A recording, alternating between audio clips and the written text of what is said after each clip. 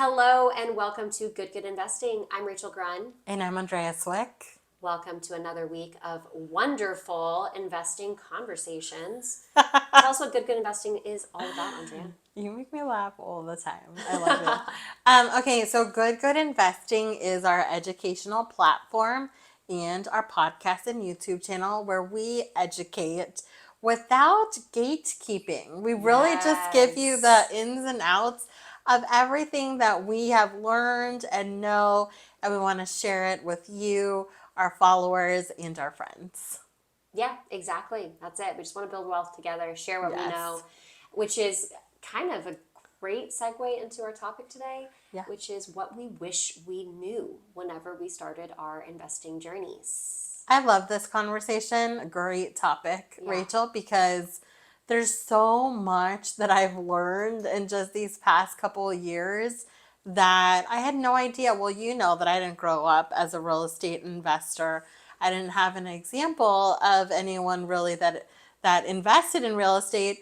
And the way that we got started was because we asked our old neighbor, Mr. Allen from Mountain View, California, who now lives in Austin, what did he do with his money when he moved from California to Texas? And he said that he bought long-term rentals, and that's how we started, just because we didn't know what to do. So now we have our long-term rental in Austin. We have some short-term rentals. We are heavily invested in multifamily, now doing triple N. And I will say that if I would have known what I know now, I would have wanted to know all of the things when I started. So that just means because I feel like I learned piecemeal. Like I learned one thing at a time. And there wasn't a person that I had met, a few years ago that was like, I know all of the different types of real estate. Let me share with you all the things. What are your goals? How much money do you have to invest? And let's figure out where you could put what and how much do you put in what asset. I didn't have that. I didn't have that guidance. So I definitely would have invested in Triple N a lot earlier. I would have invested a lot less in some asset classes. And I would have diversified a lot more. Yeah. But you don't know what you don't know. I know. That's why we have GoodGood Investing, so you can know what you don't know.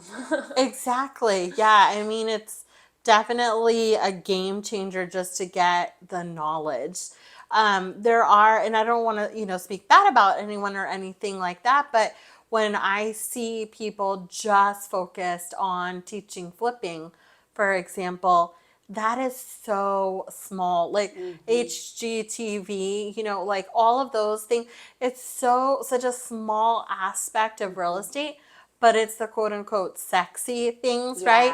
Everyone loves the good before and afters. So it's what sells, but it's not necessarily what's going to build long-term wealth. I love flipping. I think it's amazing, but is it actually real estate investing? Actually, it's really not, because you're not holding on to that asset for long-term wealth. Is it going to give you, are you replacing money for time or time for money? Yes, it's a very transactional thing. You have to invest the time and then you'll get the money, but it's like a very short term type of thing.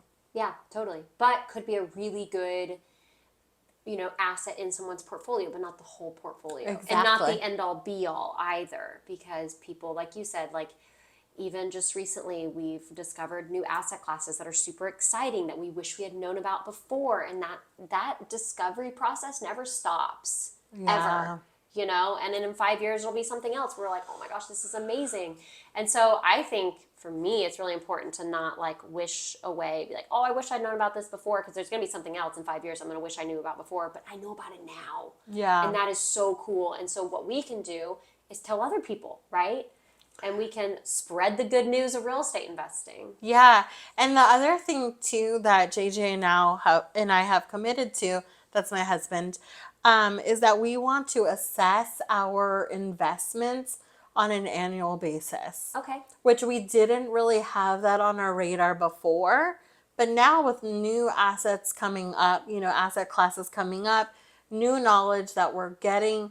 Now I feel like we have a bigger portfolio that we could say, okay, like what's performing and what's not performing, and what do we need to shift around? Yeah. Even if it made sense at the time, even if there's cash flow, it still might not make sense for the long term hold. And there might be some things that we need to rearrange. Exactly. What I wish I had known before was that investing is not spending money. I think for the longest time, I saw as like, oh, I don't really have investing in the budget.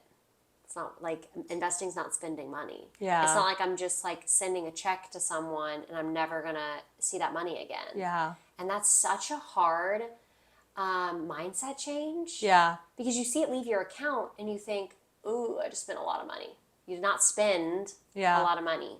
And that's, for me, I'm still struggling with it because I did just invest in something a few months ago, and we're always investing in things, right? But this one was particularly a big investment for me, and I saw it leave my account and I just was like immediately like buyer's remorse, Yeah. where I'm like, oh, that was so much money. But then I was like, you know what? In 5 years, I'm gonna be so glad I did that because Yeah. I'm not just spending it, I'm investing it. That's hard. That's really hard, I think. Yeah. Also, the waiting is a little hard, right? The interim before it actually, changes, before it multiplies. That waiting part is hard. Because, in investing, everyone, even my kids, they're like, oh, this is going to sound so bad, but they're like, oh, you have enough money, mommy and daddy. Like, why can't you just buy this? Or why can't you just have first class airline tickets? I'm like, oh, these kids. My gosh. I'm like, yeah, no, we're not doing that because we would rather invest in real estate, right? Like, we are completely fine going on a Southwest flight and not sitting together all the time. No, but the reality is that as real estate investors, it's not like we have loads and loads and loads of cash sitting in our accounts. It's pretty much deployed, right? Always. Yeah, we want our money to work for us. And hopefully within, 5-10 years, we can retire off of whatever we invested in 5-10 years before. Yeah. But there's going to be a point in time while your investments are working for you that you're not going to have a lot liquid. Or if you do, then you want to invest it again. I know a couple millionaires that never keep more than 5 figures in their account. They never have 6 figures in their account because they literally are so addicted to investing. I think I know who that is. Yeah, I won't name names, but yeah, and I think like that's awesome. Is that the life I want? Not really,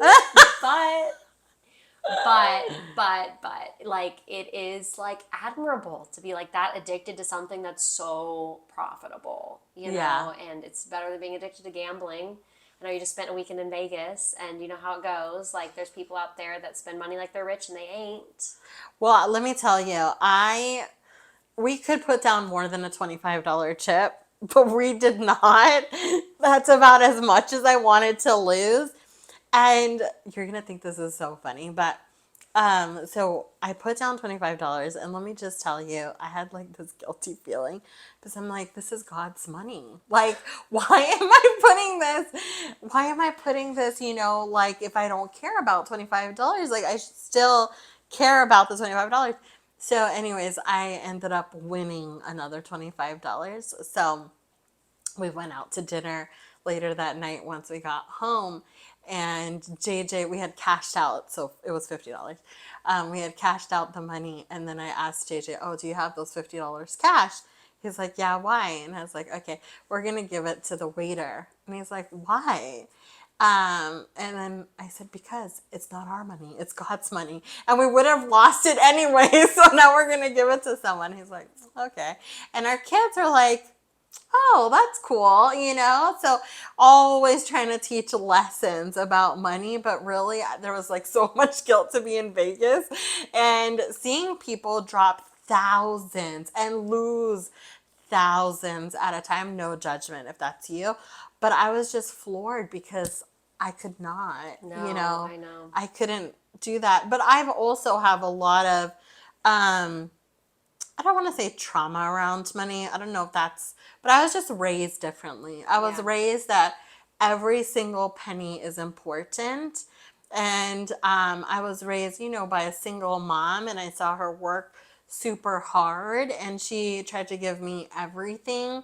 But even like if I wanted to get shoes that all my friends had at school, she couldn't afford it. So then I remember sticking my feet into kid size shoes so I could have the latest shoes. And my mom was like, "Are you sure those fit you?"